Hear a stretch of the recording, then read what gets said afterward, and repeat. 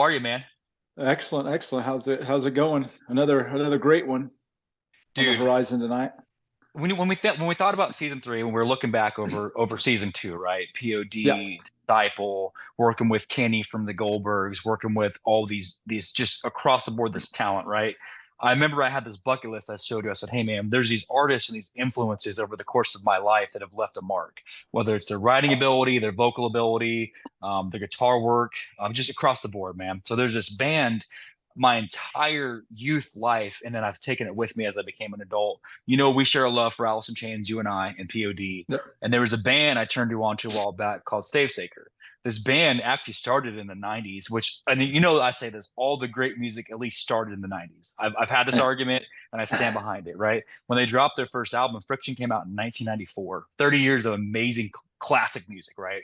And it fits like this. There's no box. 90s, you think about some of the influences, whether it be like a Primus mixed with Smashing Pumpkins or a little bit of Tool, but Yeah. nobody has a voice like this guy. There's no voice that compares to Mark Salomon of Stavesacre. So I had to take a moment and get all my fanboy stuff out and get right down to it and bring on one of my musical heroes, Mark.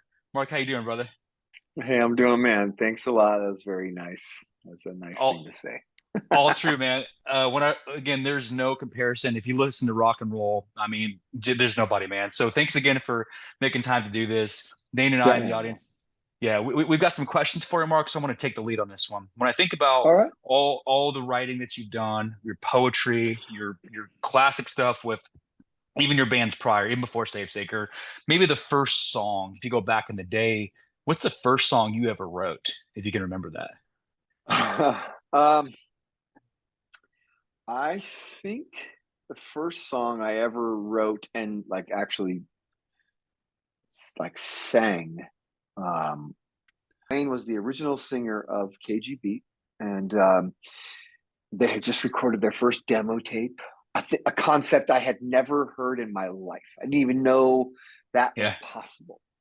Oh, you can go like record, like what do you go to, like, Hollywood or New York? No, man, there's a studio down the street, in Madera Ranchos. Anyway, these guys, we were all still in high school, and I'm real nervous. I've got this folded up sheet of paper, and I hand it to Wayne, and I'm like, "Hey, Wayne, I wrote this song. What do you think?" And it was, it was like, so. This song was horrible. Okay, I don't, and it was something like that, something really, really, coarse and just, you Yeah, know, uh, angsty, and all that. Yeah, Yeah. but like trying to be clever and kind of ironic, I guess. And he literally looked at the song, he read the lyrics, and he looked at me. And Wayne had, like, I don't know if he had them then, but for so long he had gnarly, gnarly braces. So in my mind, I picture Wayne and his braces staring at me, and he just goes, "Throw it out." Lyrics. I love it. You know, I was so, humbled and embarrassed or whatever. But um, my first song that I ever probably wrote and recorded, that I wrote, Yeah, the first Crucified KGB demo. I didn't write any of those songs, but the first, like, "Take Up Your Cross," that was my first yeah, time, and I think "Your Yeah. Image" was probably one of the first songs ever, or maybe "Die Hard," one of those two. Well, we seemed to have been playing those forever. Maybe yeah, man, yeah, "Conviction," yeah, um, and all of it is like, "I'm here to tell you what everything is about." yeah, You know yeah, why? Because I've heard at least one person's opinion, and I'm pretty sure they were right. You know what I mean? It just, yeah, go yeah. from there.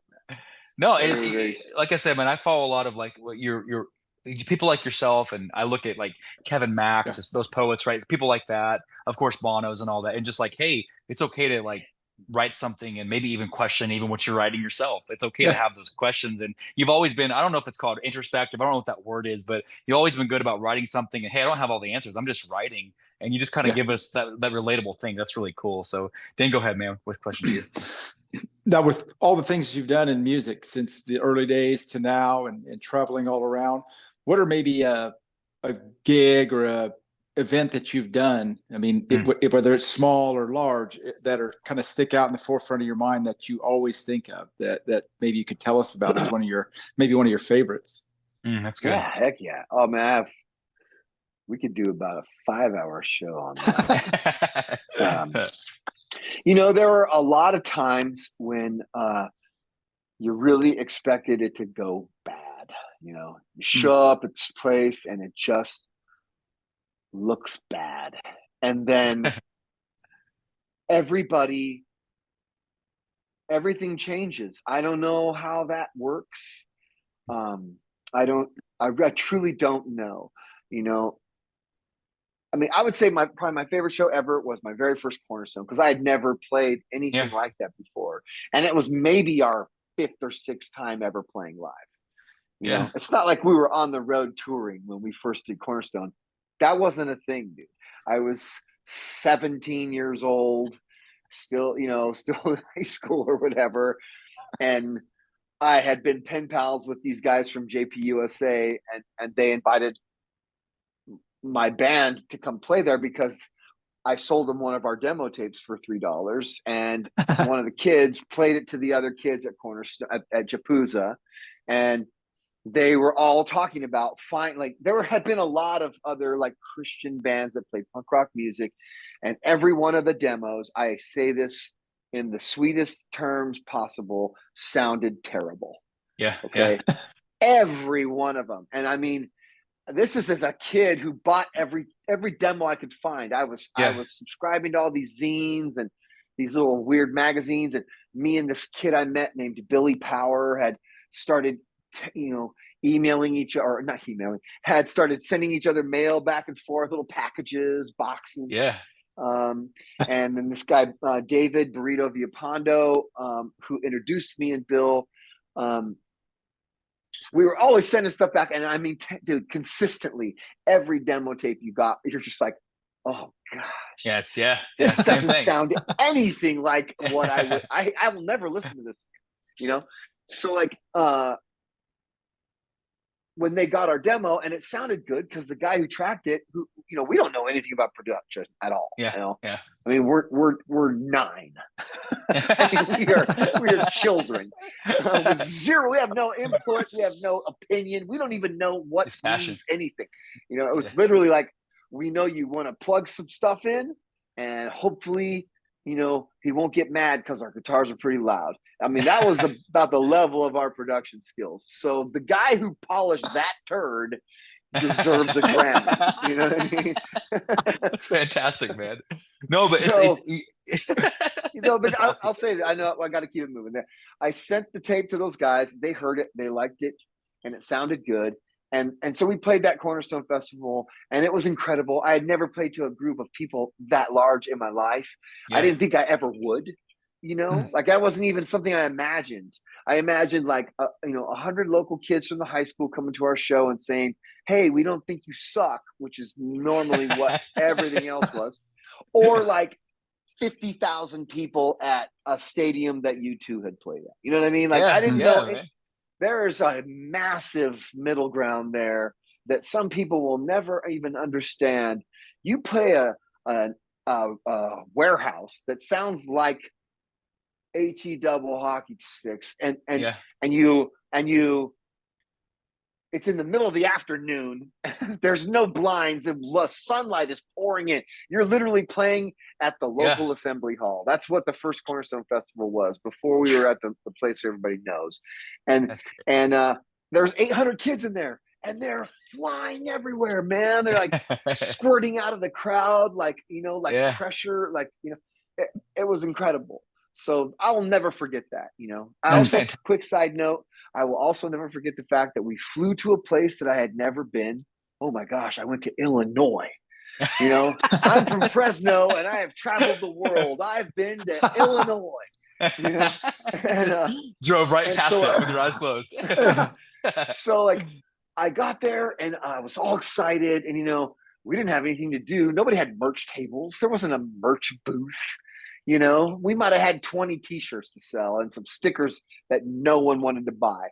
So like, we got there, and like, I'm running through the hallway of this hotel to go swim in the pool because, dude, the hotel has a pool, man. And like, I run through there, and wham, a toothpick that had been laying on the floor in the carpet jammed itself deep into my foot. Okay. And it just totally blew the entire image that I had that I was going to go swimming. Is like, I'll never forget that toothpick going in my foot. Like, that's the two things I associate with that Cornerstone show. The first time That's I ever went fantastic. to this iconic place. Well, three things: giving my sticker to Larry Norman and him looking at it like, where do I throw this away? Playing in that show with 800 kids in the middle of the afternoon, and that toothpick in my foot, man. If you still had it, man, it's almost like having a like the pick, right? So first off, Oh, dude, yeah, the toothpick of destiny. there it is. No, first off, Mark, I want to clarify. We're on your schedule, man. So as long as you're not in a hurry, we wanted to intentionally have you as our last one for the night. So let me say that. Yeah. I was looking forward to this for months, dude. I gotta say No that. problem. So No with problem. influence, I just don't want to. I know you guys. There's time constraints, man. Everybody's no. got a life. And how many times can you listen to me go, well, Oh, I guess, or yeah, no, trust me, man. We or we had here's another one. we had plenty of time blocked out, so trust me, we're on your schedule. I'm All looking right. at the influence stuff, man. Couple of things of what you said from influence, right? I go back to Yeah. this, and when you spoke about the warehouse show, it's neat when I start thinking about you guys. One of the first times I heard you, when I told you I kind of heard you on that demo tape, it was a Tooth and Nail release. Back in the day, they do those Tooth and Nail Yep. ones, right? It was you Yeah. guys, Yeah. Plank That Guy. was the demo. Yeah, yeah. Oh, wow. You got, I think it was Oh, like no. Plank You're talking Guy was about on Stavesacre? there. Yeah, You're talking yeah, about man. It was Stavesacre? like, Yeah. yeah, Yeah. I remember that, man. That was pretty cool. You would put and out those compilations. yeah, and we're friends with Aaron now and then. Like the whole scene from Tooth and Nail's cool. They're good guys. Sprinkles. They're good people, right? So Jesse and Oh, Aaron are yeah. cool. But when you did like when that it was like you guys, Plank Guy, MXPX was on there. There was like it was a band before the Showdown. I think it was called Showbread. It was all these like kind of Yep. Yep. hardcore things. And I'm like, wait a minute, I'm a kid growing up, and my dad was pretty conservative. It was like, hey, I had DC Talk, Newsboys, and then all of a sudden, you guys, POD hit the scene, Clank, all this like next level stuff where it's like you can transition good music and still have a story to tell that doesn't have to be maybe as angry or as full of explicits. Like you guys kind of gave us hope that you can bridge good music and a message that you want and kind of bring it together. You know what I mean? It's really cool. So Sure. yeah. I mean, did you live in a house where you could listen to anything you wanted? I would say more so I was encouraged not to. It was more like, hey, I'm not Okay. gonna tell you what Yeah. to do. And it was more like my dad was really cool. He was like a Hendrix Van Halen kind of guy. And he's like, hey son, I Yeah. want you to take a different path than me. And here's some bands. Like I remember him coming to my room, check it out. I found this band, and he couldn't even say it. He's like, I think it's called Stavesacre. I was like, I think you said it wrong. Yeah, that's not how you say the band, right? So he gives me this demo. I'm like, this is pretty cool. It's jamming. I was in a punk, Ugly Kid Joe, Jake, that kind of stuff. And then I heard you. I'm like, this is just really cool. The bridge, right? So anyway, influence, man. I think about you, what you've left on, because I've dabbled in music on the side, but like you, Sonny from POD, obviously Lane Staley. As I got older and got into whatever music I wanted, some of these Yeah. prolific writers, you've got a blend too, man. Your style, it is hard to define. It really is one of a kind. Are there a couple maybe writers or musicians that really have left a mark on you, in your career? Oh, for sure, man. For sure. I mean, I mentioned Larry Norman when I handed off my sticker to him. Dude, the sticker was it was like this. I don't know if you can see my hands, but it was huge. Yeah. I don't know when the last time you put a sticker that big on your car was, but it wasn't that big either. But those are what we got. And I was hugely influenced by him just because that was all I was allowed to listen to. Yeah. When I was little, after my parents became Christians when I was 9, they were really, really heavy involved in all kinds of stuff like occult and the 70s dope scene was pretty gross, Yeah. and the mixture of all those things. But, when they became Christians, at first it was like Bill Gaither Trio and crap like that. And, I was still 8 or 9 years old. I didn't care. But like around 10 or 11, I started, I would hear like a song my dad would play on the acoustic guitar and I'd like listen to it. And then, I heard songs on the radio, and I definitely had a style and it wasn't Bill Gaither and, and it wasn't my parents' style either, My dad is a soulful dude, and he had a great voice, great Yeah. voice. And he's still living, but he doesn't sing much anymore. But he would play that acoustic guitar, and I could hear his raspy voice, and dude, it just hits me right in the heart, man. Yeah. But so that's probably my first influence. But then they started listening to Randy Stonehill and Larry Norman, Mm. and Yep. Randy Stonehill was entertaining for me, but Larry was like this deep. He was like the punk rock version of that initial thing. He was like, Yeah. he did wild stuff, things that nobody else ever did. That guy played on the White House steps, man. He talked to the president of the United States. Yeah. Yeah. And the dude jammed with like Dylan and Clapton and all these, that's A rebel. legit. Yeah. And he had like full composed, songs with like an orchestra and from strings and horns and the whole deal. And like In Another Land absolutely changed my life, which Mm-hmm. it was like a weird tape that he had. It's been very hard for me to find. The only CD I've found of it has skips all through it. But In Another Land absolutely awoke my mind to writing songs and what that could possibly be like. And then a couple years later, this kid moved into my Nowhereville town and played me Minor Threat. And the first time I ever heard that, I said, I'm doing that, dude. Yeah. I'm going to do that. What a mix, man. It's funny when you talk about like how you guys have kind of brought back a little bit of Larry. You did it, Kevin Max recently did a whole album on him, like a cover album of it. And I remember like when you spoke about him, you guys, and then when DC Talk even had like they put All Been Ready. I was like, this is a cool song they wrote. My dad's like, that's Larry Norman, dude. Like, oh wow. But I see what you mean, like the connecting the dots, right, man? But it's kind of cool to see kind of maybe some of your influences. Then go ahead. Now, whenever you do write a song, do you kind of have a melody in mind, or you just kind of write something from the heart and then kind of say, okay, how does this, how can I put this in whatever the rest of the guys can, where can I fit it in with them? No, that's a good question, man. A lot of people have asked me about that before, but I think most people assume, I shouldn't say a lot of people, I've been asked that before because most people assume that I have like these melodies and stuff. So posing the question in that way is actually huge because I have told every one of them, I can't do that. I am not a musician, dude. I don't know how to play anything. If I have a melody in my head, I think I've maybe written one melody for real ever in my life that was just a vocal melody that I sang to myself. Everything else I've ever written was based off of the music. And I would say, I don't think I'm a great writer, and I certainly wasn't when I first started. I was just a kid. But I will say that an inherent skill that some people are just born with artistic abilities, dude. Yeah. And I make no apology for that, Yeah. And everybody has them. And I would say that one thing that I was born with was the ability to write lyrics appropriate to the mood of the music that was being presented to me, and so like I did that when I would listen to songs before I was ever in a band. And then once the Crucified started, I tried to match what I felt the vibe of the music was with lyrical content, because it was so distracting to me to hear like this ferocious punk rock song and then the lyrics are just so ridiculous. I never got that, but that was just my opinion. Some people have made entire careers, vastly more successful careers than my own, I might add, writing ferocious songs with poppy, silly lyrics in them. You know what I mean? It just, for me, that's my pocket, is that thing to match the melody. And then, it's the mood. The mood sets the tone for what the lyrics will be, obviously. Spot on. And so I can't do that until I hear the music, which is why some of my favorite memories of Stavesacre in particular, and the Crucified really, were laying on the floor in our practice space listening to the guys jam.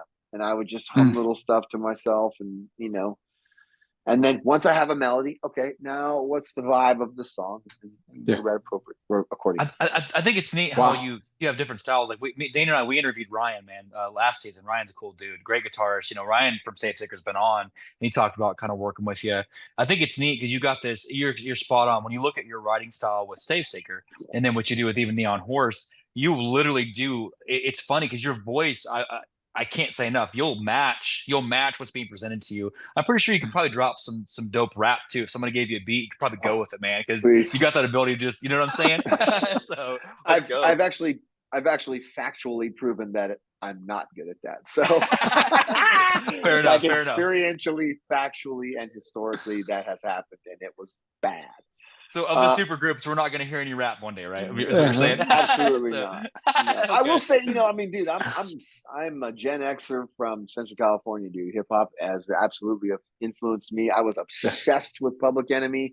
I was obsessed with Ice Cube and NWA, Ice-T, and then the Beastie Boys.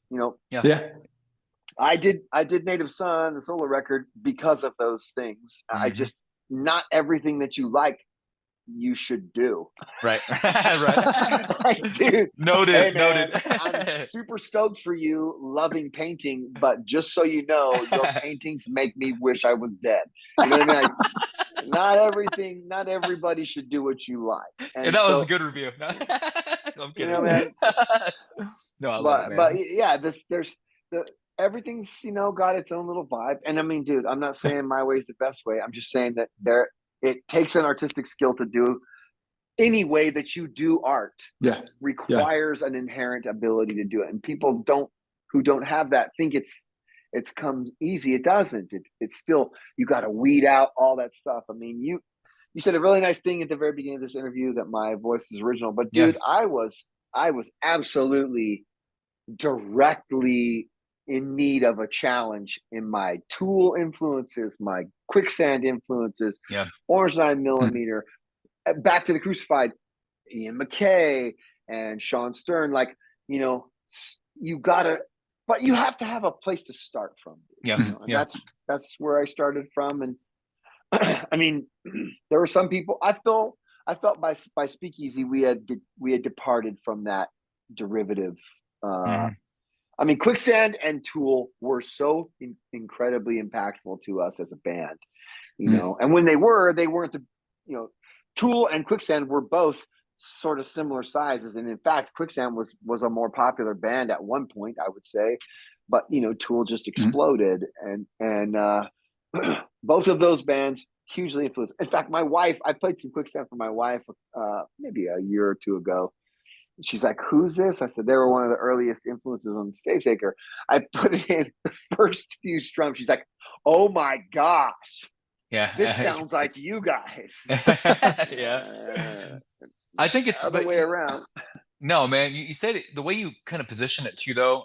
And I'm a fan of this, and I tell my kids, and I am on the cusp of a millennial / Gen Xer. I'm 37, so I'm right there, right? I feel like my brother. Shout out to my brother, he's a Gen Xer. He's the first person to actually introduce me to you, and Dane as well. But it's like when you look at what I call full-length albums, it's very hard these days for someone to say, "Hey, I'm going to play this artist album from start to finish." There's a few that do it. There's a few that are good, and it's usually like, it's very rare to find an entire album where you can play it through. So when I listen to you write, not even so much a concept album, when I told you I'm really, really a huge fan of How to Live with the Curse, it is literally cohesive from start to finish. That I feel like is so much harder to do. When you talked about using lyrics, and that's how even my band, our side small stuff, it might take us a year to write 6 songs. The music's been done for a month, but writing lyrics is the biggest part. You can have good music without lyrics, but you can't have it's backwards. You have to have lyrics to have good music, or you can be instrumental. So I think what you said about just making the music fit it is powerful, man. So you have to. So I love your style. Now, there's a segment, Mark, I promise you, in all the interviews that you've done, this is going to be a twist. I promise you haven't had something like this. So we're going to throw a funny segment on you. Now, even in the little time you've got to meet Dane and I, we have a little thing that's called Truth or Dane. So check this out.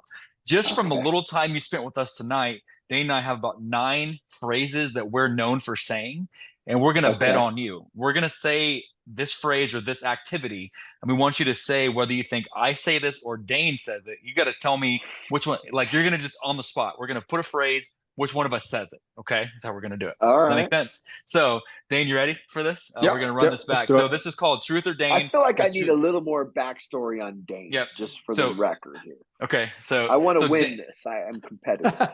So Dane, let me give you a little background. Dane was a sports star. I was the musician growing up. Dane played Okay. sports. Okay. He's my uncle. He's 10 years older than me. He's a generation above.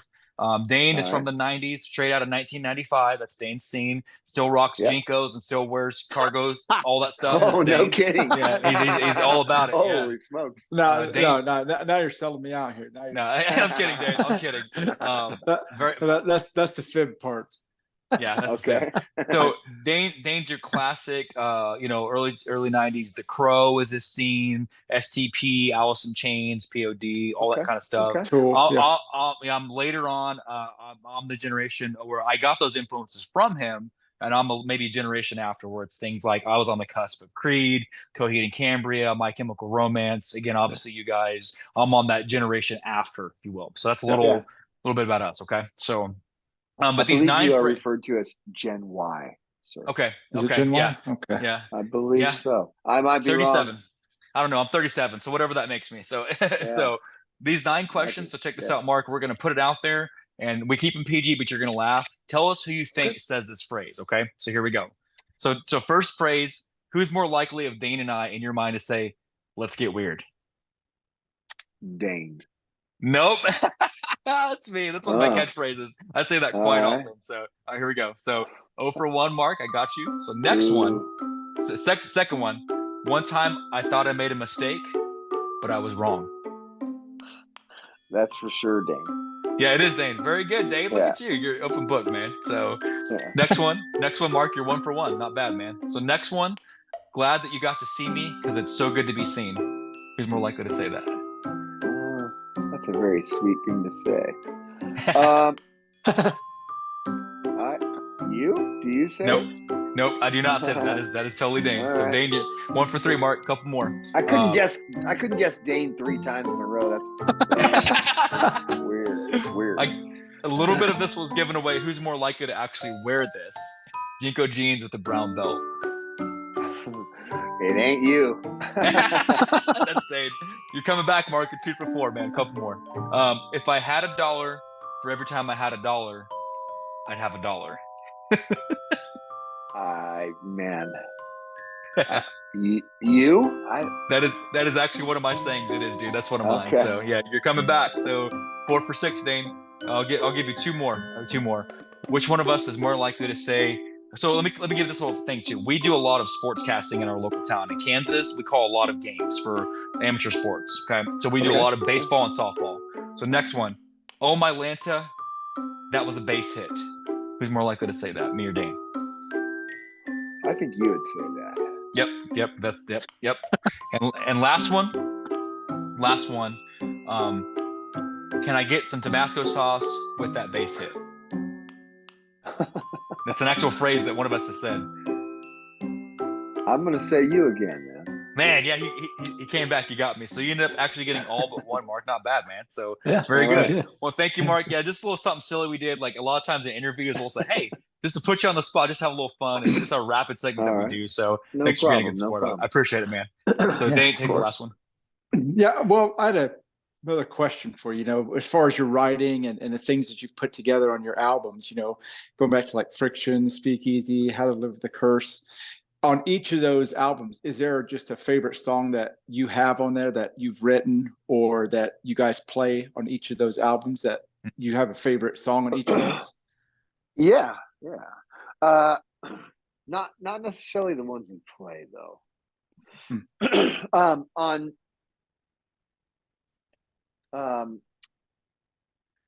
So Friction was the first like record I made after I thought I was never going to make music again. You know, I went through a very spiritual experience as a child when it came to music. I didn't have very many friends. I don't know my biological father. A lot of, affirmation needs and a lot of mental issues that definitely stem from there, as I have learned over time. And, so I'm constantly trying to surprise, especially back then, when you're a kid. I mean, now not as much. I want to impress my wife. I don't Yeah. really give a rat's what anybody else thinks. Mm. But the when I was a kid, man, I didn't know who I wanted to like me. You know what I mean? Mhm. So I say all that because when music went away from me and I kind of lost my mind for a little while. I was homeless for a couple months. Slept in my truck. I slept on people's floors. I walked, even once I finally got an apartment, I would walk all night long, just to try to be tired and go to sleep. So that was after the Crucified broke up. Everything just kind of fell apart, and I kind of went nuts. So, Understood. And I didn't know where I was going to go. I didn't know where my life was going. I had no other plan, dude. A musician is qualified to be a musician. That's it. A singer isn't even qualified to be a musician. He's just a guy that hangs around with the band. This is a fact. You can do any kind of band you want. They require instruments. You know what I'm saying? A singer can just float around and land wherever they want to, but by themselves, ain't nobody listening to your acapella record, dude. And so, when I lost it, I just was really lost, and I felt God was mad at me and was taking this away from me to show me, a lesson or whatever. And I definitely had a lot of bad theology mixed up in my tiny little pea brain. But I still prayed all the time. I still read my Bible all the time, ignorantly and uninformed at many occasions, and still couched with all these bad life lessons I had learned from ignorant people. And in the midst of all that, you're struggling with your own self. So the chief opponent to success, yourself. So I don't know, man. Once music came back, it was like this emotional explosion. Like dude, I was on the verge of tears, man, when we were mixing the record. It just was such an important thing to me. And I mean, my pastor at the time asked me, like, Mark, don't you know God loves you, dude? He just, he wants you to be happy. And now I don't know that I necessarily would agree with that verbatim statement. Happiness versus joy is an important distinction to make. There's a lot of people out there who are not happy, especially right at this moment. And, I just like, it took me a second to trust that it was okay to enjoy it. And once we got in there and we tracked that record, man, and we started mixing it, and this guy, Brian Karlstrom, who I had met years before and thought, this is the guy who's going to produce the next Crucified record.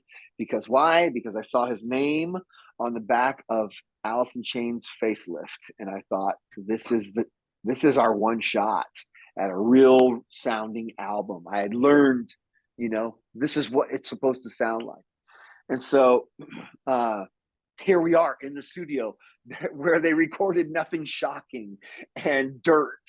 And I'm like tracking my first record, dude. I just couldn't handle it. Wow.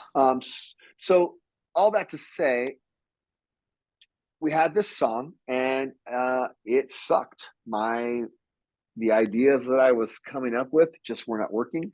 The melodies were not working. It was just a mess. It was painful. Like you could see the guys in the control room while I'm tracking it, and they're looking at me like, oh, dude, what's going on? Oh, this is not good. What do we do? How do we tell him? You know what I mean? And Baloo came to me afterwards and said, that's not good.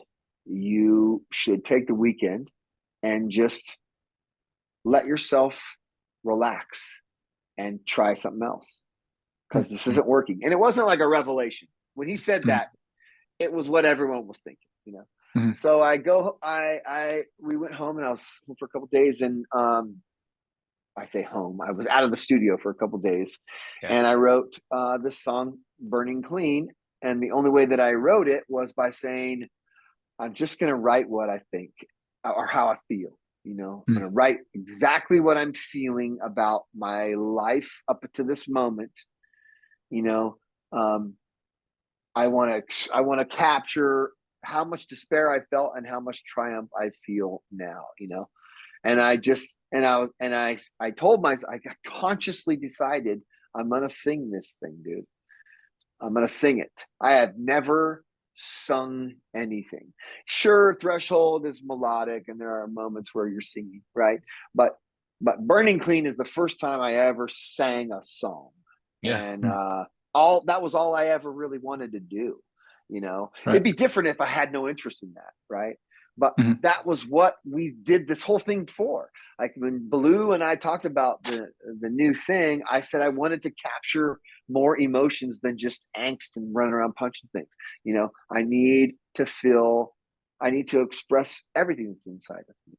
So, that's where that came from. So that song is my favorite song off of Friction easily. And still to this day, when I listen to it, man, it hits me a little different, Yeah. Wow. I was just going, I use that album a lot whenever I'm like prepping because I go through that. Like I told you, I play that a lot. Obviously, Gold and Silver is such a powerful song that's been so powerful in so many people's lives, man. So I know, again, I told you my favorite. It's interesting of all the times I spent listening to you for the catalog, I keep coming back to Fear and Love. I absolutely love that song, man. Like even when you drop in, I've tried to like picture like, man, when I get him on, I'm going to ask him because like even listening to how you wrote it, children coming up into constant fear. Like I look at the things that you say in that song of how it's like, dude, there's so many kids that can connect to this. Even if maybe we grew up in homes that weren't terrible, the constant fear, am I doing it right? Am I being told that I'm not what I want to be? Like I constantly relate to that song, man. It's crazy, man. So powerful. Thank you for that. Thank you for that. Man. Yeah, I would say, I mean, that's probably not my favorite song off it, but I love that jam. Yeah. How to Live with a Curse. So good. My dad had that saved as his ringtone for a while, which was pretty touching considering, he was back in the day when I was a teenager, man, he was not feeling the punk rock thing at all. And even later, I mean, one of the reasons why I didn't think I was allowed to play music anymore was because of how my parents felt about what music meant to me, that it was too important to me and it was a seductress was what I was told. So for them to come around and feel that jam was pretty amazing. My favorite song on that record is I just dig it because I think it's cool, man. You Made It Look So Easy, isn't that on that record? Oh yeah. I was almost home. So, and it drops in. You know what? I don't know what your history is in terms of the evangelical American church. But Chick Tracts, did you know Chick Tracts at all at any point in your life? Do you know what those are? I don't think so. No. So growing up in the 80s, they had these things called Chick Tracts, and they were like these little booklets. And I know what you're talking about. Yeah. Okay. The art inside of it was amazing. I mean, honestly, the art inside of it was so dope. I loved it. As a kid who drew and read comic books constantly, but there were all these little moral tales. And there was this one that always stuck with me called Hi There. All right. And because as a little 16-year-old kid who was not supposed to like skulls and devils and fire and all that, I was obsessed with all of it. And the cover of this booklet was the Reaper, the Grim Reaper, and he's like, "Hi there," and I just thought that was so like kind of saucy, you know what I mean? A little sarcastic, like, "Oh hey, I know you've been feeling pretty great about yourself, but here I am." And I loved it. I was obsessed with it as a kid, and I don't know what happened. We were writing that song when we were tracking, when we were rehearsing and coming with ideas, and it just popped in my head like, that's what I want to write, and I mean, dude, that just that to slamming me, track, man. I picture that little Chick track in my head. That's what that's about. The Reaper comes calling, and now you got to separate we're gonna talk about your life, buddy. That's awesome, man. Wow. We're gonna Yeah. sort some things out. Man, such a good album, dude. Again, Dane's been playing it. Dane, before you go to the last one, I say that, dude, because it's like you talked about kind of figuring things out, Mark, right? And I have there's 6, 7 benchmark albums. Obviously, Dirt. For me, of the Alice in Chains catalog, it was actually Jar of Flies, Satellite by POD. When you dropped that, of course, when you guys dropped Curse. I remember us playing it. We were on a road trip. It was like a 2-day thing. My wife and I are married now, but we took a year off. We broke up. I took your album, my brother's Mustang. Like we were driving from like Oklahoma through Kansas. We played the album over and over and over again. We didn't say a word. We just played the album and we're just driving through the state, no talking. So it's like that's when you talk about feeling a moment, like a connection in your life. That is why I think that's been so. It's just powerful, man. What you've done. So, Dane, bail me out, dude, because I'll fanboy Dane. Go to 6, man. So. Yeah, Let me ask you a question real fast, Dane. Before you say anything, do you guys have kids? Yeah, we both do. Yeah, I have a daughter, just one daughter. Okay. Yeah. Are they 2. teenagers? Are they in their 20s? How old? She just turned 13 about 2 weeks ago. 13, yeah, my wife and I've got a 13-year-old. Sunday, Tatum turned 13, and my 11-year-old. So yeah. So I just before we moved on, I just want to say, man, do you think they're gonna do that? Like check out on a drive across the country to some rock and roll or something like that? Like, is that gonna happen for them, man? I hope so. Well, Dane, I know you talked about Sid. Tatum does. My daughter, we listen to the same music. I'm blessed because my youngest, I love them both. All that. I love them both. But Tatum, she's in it. I'll send her a band. We won't tell them you have a favorite. Right. Oh, yeah, it's true. Yeah, right. But I do. She'll sit there and we'll roll across town. But we'll listen to it. No, I love them both. But yeah, would Sid do that, Dane? I imagine something she'd drive across. I don't know if it'd be rock, but she's a heck of a singer herself. She's in choir and all that. She does solos and things like that. This is your daughter? Yeah. She does solos in her school, so she's a great singer, and that's what was kind of neat. Listen to you say a lot of the stuff you're talking about today about writing and singing and things like that. Yeah, I mean, because hopefully she'll go down that path, and she plays sports as well, so she's got multiple avenues. So and don't feel bad. I wasn't trying to. I was just giving you a hard time. I know you love the kids. I know. But and if they hear it, relax. So but the other thing is like I'm just saying, because rock and roll is so diminished now. Yeah. I mean, I try to find out what bands people are really digging, and dude, it doesn't make any sense to my brain at all. They don't. There really aren't any bands that they're digging. There's so many, and all of them can get music out that it's still in that position where things aren't really rock bands. When they come back around, it'll come back around, I hope. Yeah. But man, I'm surprised. I'd be surprised to hear what your kids are like. Oh man, we drove across country to go to some festival and we listened to this one record 100 times. You know what I mean? Yeah. Very. But that's what I think the kids are missing out on that, because I tell me and Dane say this all the time. Our daughters, if they want to hear a song, we have to give it to them on TikTok. That's how they hear a song. Here, check it out. I'll give you a TikTok, and then they'll hear it. That's like the new radio. TikTok's how radio. long do they listen to it? 30 seconds? For hours. Hours on repeat, man. On repeat. I'm like, okay. One 30-second segment for an hour. Yeah, I used to hate it, but I'm like, wait a minute. That's what we do with CDs. It's kind of like the new CD. They'll just sit there and play it over and over and over again, Now, granted, it's just like not good stuff. It's boring, and I can't stand it, but that's what they're doing, man. This is not cool. But yeah, man, Dane, that's crazy. Back in my day, Dane, we're officially at that point, Dane. We're saying man. So sorry. I love it. Well, Mark, we'll go to this last segment. We call it an open mic. We open up the floor to our guests to maybe, a lot of our listeners are younger listeners trying to either play sports or, find their way in this world. It's always good to give them a positive, uplifting message, to kind of help them along their path. Is there maybe something that you've carried with you, like a mantra or something like that, or some wise words that you can give them to help them on their path as well? Whether it be sports or music or acting or whatever they choose, maybe a couple words of wisdom for them. 100%, man. I really do think about this all the time. the inevitable question will come to you as you pursue whatever it is you love. Someone's going to ask you, what if it doesn't work out? Right. And, there's really two ways you can take that. You can take, all these people doubt me. They doubt me. So you dig your heels in and now you're going to prove them wrong. Right. Right. But the other way to do that is to say, I don't know. I don't know if I'm going to make it. But I want to give myself a chance to make it.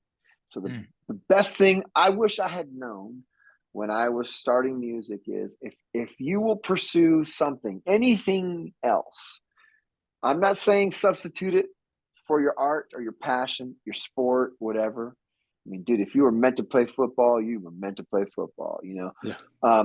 But while that is happening, in my experience, musicians who were pursuing their dreams, the ones who did the best, who were the most successful, and I'm talking about consistently, were the ones who were comfortable. They weren't stressed out that if this doesn't work, everything else is going to fall apart. So they didn't make stupid, panicky decisions or say stupid things they really wish they had never said before. The people who were comfortable in their own skin were like, I want to do this. It's what I want to do forever. I don't need you to tell me how my passion is real or not. And the reason I don't need that is because I'm comfortable doing my own thing, which means the only way you can do that is to have something as a pressure release. I'm not saying it's your option B, okay? You're just in case it doesn't work out. That's not a thing. That doesn't exist. If you want to do music, dude, that's what you're going to do. Yeah. But you should give yourself a fighting chance and give yourself a pressure release. You know, some of the best musicians I ever met were also incredible graphic artists, you know, or doctors or nurses or whatever. And dude, whatever you want to do musically, oh, but I want to go on tour and I won't be able to do it if you can't be worrying about that crap, man. If you get a tour that you need to go on, you're going on. But in terms of like, you know, I can't pursue this or I can't pursue that because it'll distract from my this or my that. I disagree. I think what happens is you become really proficient in that day-to-day stuff. And then you find your own path, especially when it comes to art and music, you know, like you can keep making music as long as you want to. You can't keep playing ball as long as you want to. Yeah. Physicality. That's true. Just like you can't be a bartender as long as you want to, you know? Right. So yeah.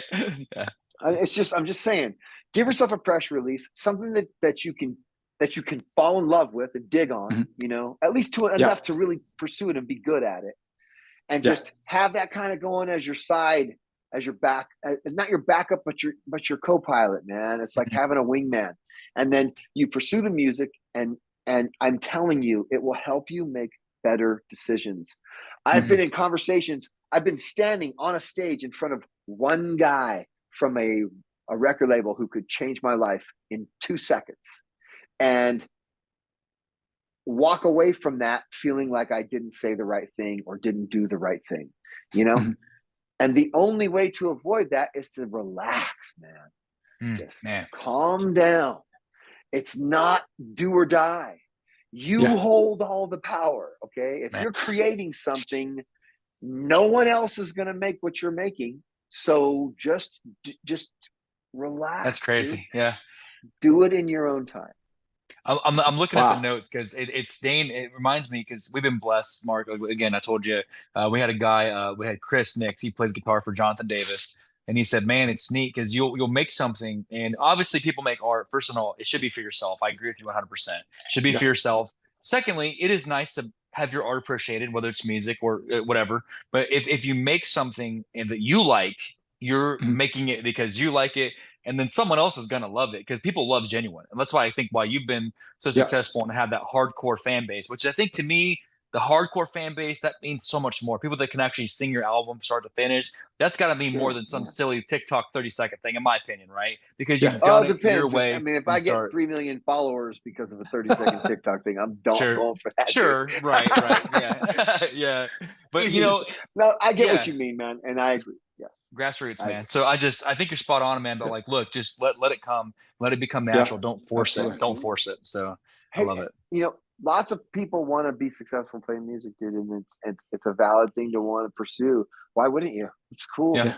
yeah, It's fun. It's awesome. It's beautiful. You can make, you can feel something with people. I mean, good Lord, how many people dread, there's always this kind of thought, like, if I don't do this, I'm going to end up in some desk job that I hate. That's the movies and TV talking, dude. Yeah. yeah, You'll find something else, man. I work in sports television, dude. I have a killer job. I love my gig. I know never in a million years I'd have never dreamed I would be doing this, right? mm, But I wanted to be Bono in a punk rock band. I really yeah, did, yeah, and Yeah. it's cool. It's fine. Everything is fine. yeah. I love it, man. Well, Mark, man, I'll say this. I talk about these bucket list things, and when we did this, it's funny to close it on this. We started doing the show that we love, interviewing people only that we Yeah. love. So anybody we Yeah. have on is someone that we've had a vested interest in. We Yeah, don't really that's care awesome. about. It's like if we're going to interview you, it's because we know who you are. We're a fan. We're not big on just throw me a name. We want people that we care about, right? So when Yeah. I meant Sure. what I told you, and I was like, dude, I'm carefully prepping and making sure I'm trying not to like bug you, but give you the prep. We really wanted you to know it was Yeah. a bucket list for us. So thanks for making our year, man, because we really were looking Yeah. Oh forward to man, this. Absolutely. that's very sweet. Thank you very much, and I'm Yes, sir. happy to do it. I honestly didn't know what this was going to be like, and you guys did Yeah, great, man. I And I appreciate it, man. appreciate the Thank you. questions. I appreciate the attention to detail. I appreciate the steady keeping the pace going, because Yeah. I'll flap my gums for hours, man. Oh, you're good, man. Well, Mark, please let it be known, man. First of many. I'd love to have you Yeah. back. You said Definitely. something. I'll DM you some stuff. I know you said that you're in the comic book, so I'll send you a couple things we have down the pike. Maybe we've got some comic book artists from DC and Marvel coming on, so maybe we could have you back Oh, and help killer. us. Maybe have you interview one of those with us as a co-host. Be kind of cool, So, Yeah. Yeah, man. yeah, maybe a different spin. Maybe instead of you being interviewed, you're interviewing someone helping us out. So we'll keep you in a loop on that, man. But Yeah. Definitely. Sounds good, dude. yeah. Well, Mark, give the family our best. We appreciate you, man. Yeah. Same Hope you have back a great, at you. yeah, man. Hope you have a great Yeah. holiday season. We'll be in Yeah. touch and Absolutely. we'll get this out as soon as we can to the world. Okay. So Yeah. Outstanding. Yeah. Thank you, Mark. All the best. take care, brother. All the best, Cheers, man. Take man. care. Much love, man. Hey, fellas, before you cut out, Yeah. I just want you to know I saw the Alice in Chains shirt you're wearing right there, dude. Yeah. You like that? Yeah. Yeah, and so just the other day, you guys are both fans of the band, I'm hoping. Oh, Yeah. yeah. This Oh, is yeah. not for the show. This is just an aside. I'm just saying the the other day I ran across some band doing a cover of a song in the Alice in Chains style. And dude, when I heard that guitar tone, that Bogner guitar amp and all Yep. that tone, which is totally Brian Karlstrom and Dave Jordan, they are the reason why that tone exists. Yeah. Yep. That Bogner vibe. When I heard it, dude, it was just like so nostalgic, man. I could Yeah. hear Lane and those, you know what I mean? Like, isn't Yeah. that so weird? Yeah. That sound was totally. I do not apologize for that sound in the '90s, man. That stuff was. No, don't apologize. 'Cause that's Oh, for yeah. all the good It's music. iconic. Oh, yeah. Like I said, man, Yeah. I told you different, maybe lyrical paths. But when I met at the beginning episode, people like you and Lane, prolific writers, I meant that, dude. So just know that in our Thank hearts, you. it's same category, man. I mean Yeah. that. So I'll end on Appreciate it. that, Absolutely. but I appreciate you, brother.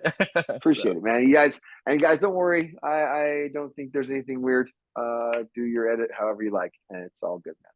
Okay, Appreciate we'll your be in time. touch, bro, and Excellent. you take care, man. Thanks, Mark. Cheers, fellas. Thank you. Thank you, Mark. Dude, Mark is awesome. I'm Tony and Dane. What'd you think of him? Wasn't he cooler than could be? Like, awesome, dude. Yeah, man. I mean, just listen to his stories. I mean, it felt like we were only talking to him for maybe 15 minutes. That was an hour, Dane. That was an hour. Yeah, yeah, and it just goes by so quick whenever you're entertained by somebody with a lot of knowledge and such a background. Listening to his story was just something else, and how he keeps going and pursuing what he loves. There's this thing, Dane, and I think about artists that I told you, we made it very clear. We love everyone. We respect everybody's Mhm. paths and Yeah. whatever you decide, right? But there's something about when I think about Mark, Sonny from POD, Kevin from Disciple, Yogi from Demon Hunter, some of these people that we've interviewed that they have a very specific style of things they write about. Though Yeah. their viewpoints are typically from their faith, right? But Yeah. they would do it in a way where when you're listening to their music, you're like, there was this almost a stigma when I was growing up to where if it was a good song, it had to be what they would call secular or not, right? These Yeah. bands, people like Mark and Stavesacre, that is that scene, you could literally say, hey, maybe your lyrics are a little bit differently formed than Lane Staley of Alice in Yeah. Chains, but you're just as talented, and he did it his way. He's like, Yeah. Yeah. I'm being myself. And if this song comes out where I'm talking about my faith, or maybe I'm talking about emotions, that is what I'm Yeah. talking about with music, right? Where Yeah. everybody can get something out of it. And he's done Yeah. that so well. Like you could literally say he writes like, or him and Maynard write the same Yeah. way, or someone like Larry Norman. He fits that. It's Yeah. incredible, you know? Yeah. So just a powerful writer. And if you guys haven't, I'm telling you, we'll share the heck out of it. Their catalog is great. My personal favorite again, How to Live with a Curse. From you just start the record, you sit there and play it. It'll take you on a musical journey. And I know with Dane, we say this a lot. I'm a big fan of music making you feel something, and that Yeah. album will just pump you, man. So, Yeah. Yeah. well, man, thank you, Mark. I could have talked to him for 5 hours, Dane. You know what I mean? Oh yeah. So, Yeah. Like I said, it felt like we were sitting here for about 15 minutes. yeah. Think about this week already, That's Dane. been, So we started off with Christy yeah. Bradley. We had Jeremy last night, our buddy from Amanda, Kansas. We're going to get Yeah. coffee with. Cool dude. We had our Savannah returning favorite. Yeah. We had Sage from Psych tonight, and then Mark, dude. What a great week, Yeah. man. So just What just a, fun. what a charmed life for us, Yeah, crazy, So Yeah. next week, you guys, we'll end on that. I don't even want to do any more like promos because I'm so hyped about my Marks right now. I'm just gonna say this, you guys. We appreciate you, Mark, making that Yeah. happen. Mark, happy Absolutely. holidays to you and the band. Don't forget, as always, that we love you. And Dane. Thanks for listening.